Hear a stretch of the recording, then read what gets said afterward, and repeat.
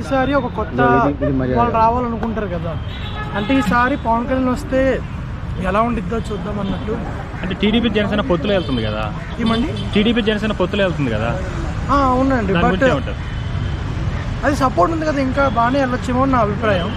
But చాలామంది పెద్దవాళ్ళు ఏమంటున్నారంటే మళ్ళీ జగనే వస్తారేమో అంటున్నారు, చూడాలి. కానీ యూత్కి మటుకు చాలామంది పవన్ కళ్యాణే గెలాలనుకుంటున్నారు. సో మీరు విన్న దాన్ని బట్టి, చూసిన దాన్ని బట్టి జగన్ పరిపాలన ఎలా అనిపించిందండి?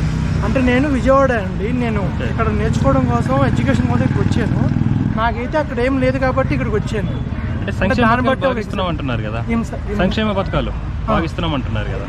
ఏమోండి, మా పేరెంట్స్కి అయితే ఏం లేదు అందువల్ల. సో జగన్ గారికి, చంద్రబాబు నాయుడు గారికి, పవన్ కళ్యాణ్ గారికి ముగ్గురు మధ్య తేడా ఏంటంటారు?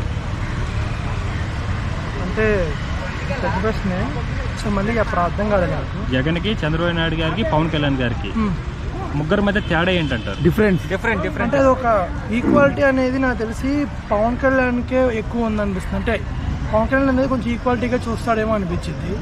అంటే జగన్ ఫస్ట్లో చూశాడు, తర్వాత ఏంటంటే ఇప్పుడు నేనైనా సరే విద్యా దీవెన, వసతి దీవెన ఉంటాయి కదా, మాకు డిప్లొమా, నాకు కొన్ని పర్లేదు కూడా చెప్పాలంటే. మరి అంతే అండి, ఇంకేం చెప్పలేదు.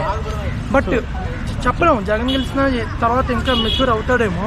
ఇప్పుడైతే ఫస్ట్లో ఉన్నది ఇప్పుడు లేడు అనిపిస్తుంది. కానీ ఇప్పుడు పవన్ కళ్యాణ్ గారు చంద్రబాబు నాయుడుతో పొత్తు పెట్టుకోవడంతో ప్యాకేజ్ స్టార్ అంటున్నారు కదా ఎక్కువ మంది. సో దాని గురించి ఏమంటారు?